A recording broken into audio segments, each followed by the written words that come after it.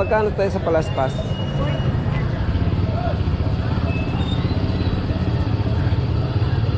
Yung ganito? Pares lang po. Ah, Pares lang. parehas nyo ba?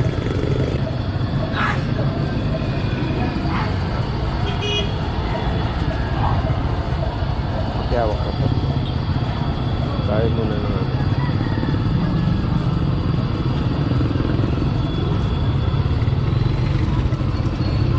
Tama ba yun? Dalawa ba ito? Magbaka dalawa. Thank you. Bili tayo ang 40 pesos mga ka-express ang isang palaspas.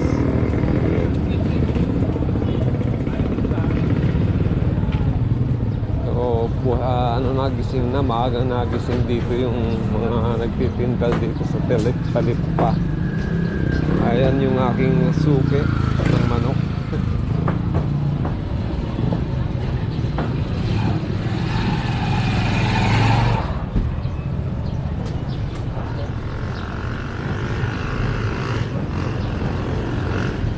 Ayun din yung aking suki sa baboy.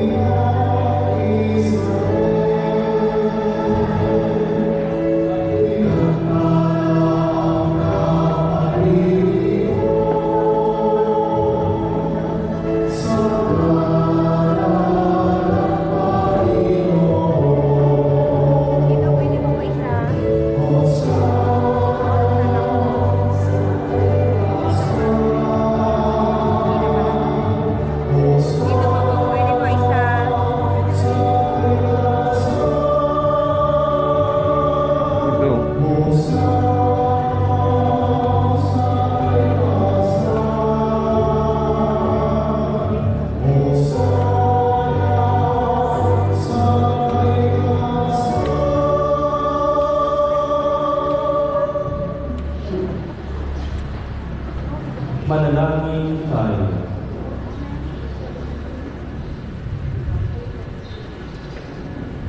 Ama namin makapangyarihan, ginawa mong halimbawang dapat tularan ang tagapagligtas namin na hindi iba sa amin, para ang krus namin ay apuin. Paginapatin mo sa mga pagdiriwang ay aming kamping ang kanyang ulilang pagkakakiising at ang pagkakisalo sa pagkabungan ng mahilig. Sa pamamagitan niya, kasama ng Espiritu Santo, magpasawalang Amen. So, tapos na yung misa mga ka-express at nagbabasbas na ng mga palaspas kaya naglabasan na yung mga tao. So, nandito na. Ito yung Palm Sunday. Ito na yung simula talaga ng Semana Santa ng mga Katoliko. sa buong mundo, hindi lang po dito sa Pilipinas. Bali nagsimula yung mass 5:45 at natapos 7:10. So dito lang muna tayo sa dulo. So, hinihintay natin yung yung pagdating ng pare para paspasan yung mga palaspas. At ito simultaneous po itong nangyayari o nagaganap sa lahat po ng mga simbahan ng mga Katoliko.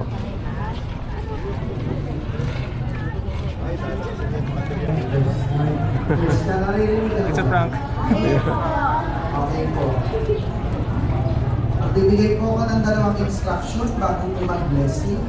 Una, ang blessing po ay gagawin dito. Kaya kami nakaayos na palaspas. Pangalawa, sa pag-blessing po ng palaspas, bibigyan niyo po ng daanan si Father dahil po dito po manggagaling si Father at i-blessing po yung mga palaspas. So mangyari lamang po na magbigay ng daan sa gitna. Lahat, hindi po tayo magmamadali sa pagbabasbas ng palaspas para lahat po ng inyong palaspas ay mawisikan ng banal na tubig. Okay po? So pwede po natin i-occupy. Nandiyan naman.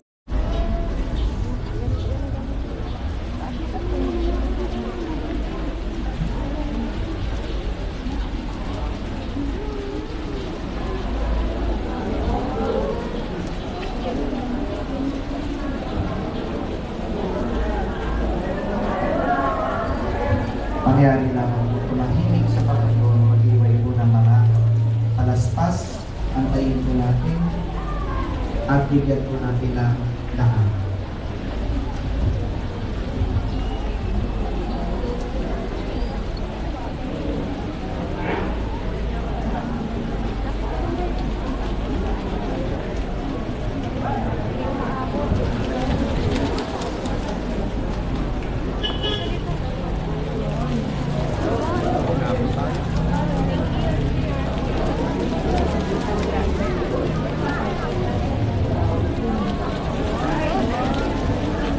Dito pa po, hindi pa po tapos dahil babasahin pa po ang mabuting balita sa atin.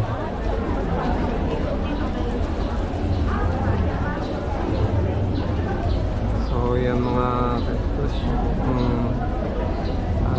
pagbindisyon, pagbasbas ng mga palaspas dito po. After po ng mass yan. So pagkatapos nitong basbas nito ay magkakaroon pa rin ng homily. Happy Palm Sunday po sa lahat.